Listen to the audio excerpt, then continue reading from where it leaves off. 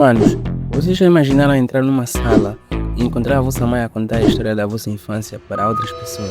Bem, antes de tudo, quero agradecer ao apoio que deram ao vídeo passado. Muito obrigado a todos que estão se inscrevendo no meu canal. Então, se você gosta de conteúdo como esse, não se esqueça de deixar o like e se inscrever no meu canal.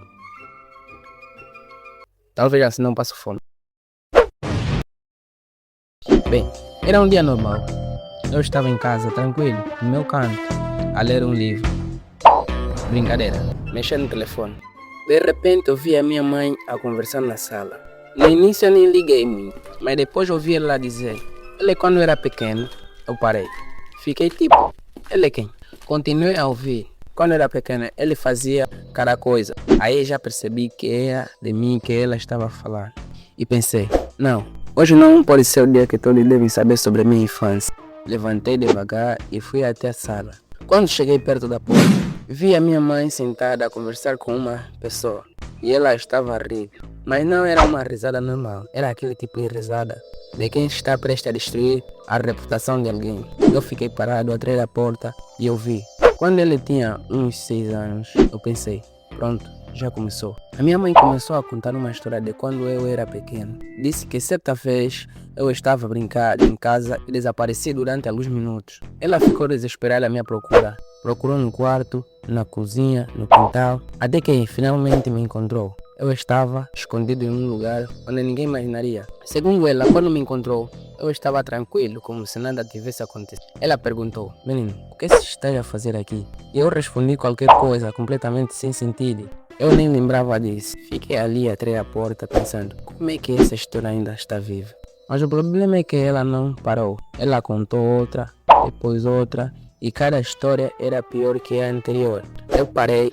Eu comecei a pensar, será que fui mesmo essa criança? Porque na minha cabeça, eu era uma criança calma, educada, quase um anjo. Mas segundo a minha mãe, eu era praticamente um problema ambulante. Depois de ouvir durante alguns minutos, decidi aparecer. Entrei na sala e disse, mãe. Ela olhou para mim, ficou em silêncio. A pessoa que estava com ela começou a rir. Eu perguntei, estás a contar a história minha?